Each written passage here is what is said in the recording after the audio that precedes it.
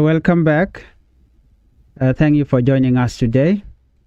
We have several important stories to discuss from South Sudan and around the world. In today's program, we begin with an international story involving a Vietnam man who has finally returned to his home country after spending many months in South Sudan following his removal from the United States. This story has attracted attention because it raises questions about immigration, international cooperation, and what happens when people are sent to countries where they have no family or long-term connection. Before we begin with this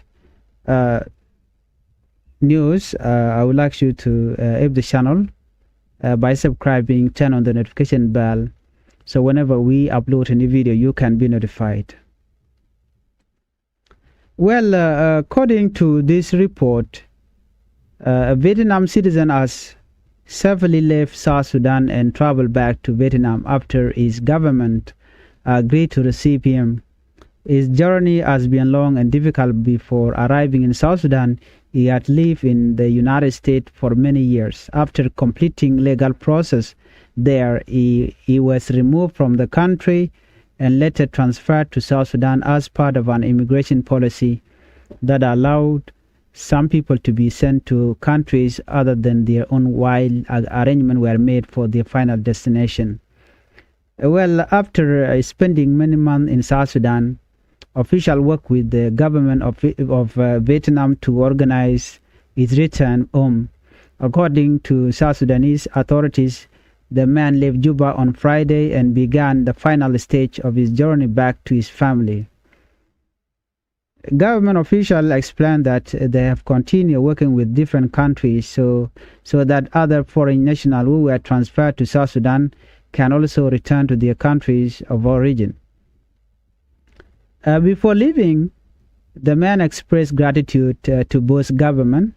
He thanks the Vietnamese authorities for allowing him to return home, and also thanks South Sudanese officials for helping him coordinate the process.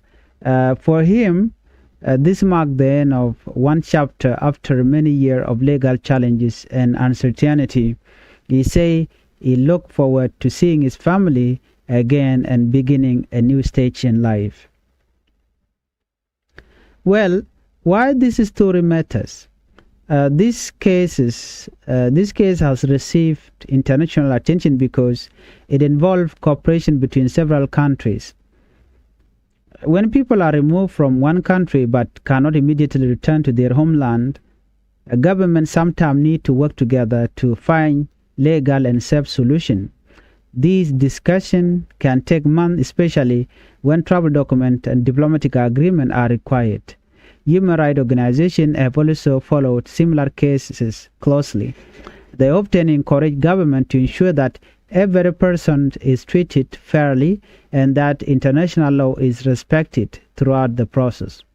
On the other hand, governments say they must enforce immigration laws while also working with other countries to complete deportation procedures. This case shows how difficult those situations can become and why cooperation between nations is often necessary. South Sudanese officials have said they hope the remaining foreign nationals who were transferred to South Sudan will also be able to return to their home countries once the necessary arrangements are completed. For now, the successful return of the Vietnam citizen represents progress after many months of uncertainty. Many observers will continue watching to see whether similar agreement can be reached for the remaining individuals. That is our first story today. We will discuss the latest development in the court case involving suspended first by President Dr. Riek Machar and one of his co-defendants who appeared before the special court to respond to the allegation against him.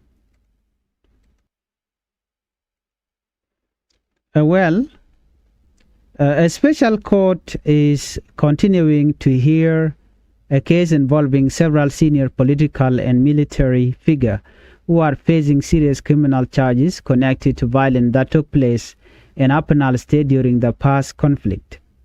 During the latest court session, one of the accused addressed the court and rejected the accusation made against him. According to his defense statement, he made during the period of tension were intended to encourage peace, protect civilians, and call on leaders to prevent further violence. He argued that his action should not be interpreted as support for army conflict or unlawful activities.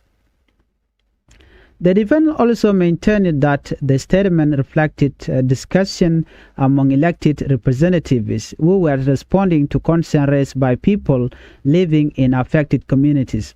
From this point of view, raising security concern was presented as part of the responsibility of public officials. On the other hand, prosecutors continue to argue that the evidence they have presented support the charges before the court. They have introduced witness testimony and technical evidence as they seek to prove their case. As with any criminal trial, it is now the responsibility of the court to carefully examine all of the evidence presented by both sides before reaching any conclusion. At this stage of the proceeding, no final judgment has been delivered. The defendant remain presumed innocent unless the court ultimately finds them guilty after considering all the evidence. Many people inside South Sudan and abroad are following this case because it involves prominent public figures and even linked to the country's broader security situation. Court cases involving national security often receive significant public attention because their outcomes may influence public confidence in the justice system, political dialogue, and effort to strengthen peace. Legal experts frequently emphasize that fair trials are essentials. This means prosecutors have the opportunity to present evidence, defense lawyers have the opportunity to challenge that evidence, and judges make decisions based on the law rather than public opinion. A transparent legal process can help build trust even when cases involve sensitive political issues. While legal proceedings continue, many citizens continue to hope for lasting peace and stability. Communities affected by conflict often look for solutions that reduce violence, strengthen public safety, and encourage dialogue instead of confrontation. Observers say that maintaining peace requires cooperation between government institutions, political leaders, community representatives, religious leaders, and ordinary citizens. Regardless of political differences, many South Sudanese share the hope that disagreement can be resolved peacefully through legal and constitutional process. Well, the court is expected to continue hearing argument and reviewing evidence during future sessions. As the proceedings move forward, both the prosecution and the defense will continue presenting their position before the judges. Only after all evidence has been heard and examined will the court issue its decision. Changfied News will continue following this case and will provide update whenever important development become available. If you are new to Changfied YouTube channel, I would like you to the channel by subscribing, turn on the notification bell so whenever we upload a new video, you can be notified. Thank you for watching. Let's meet on the next video.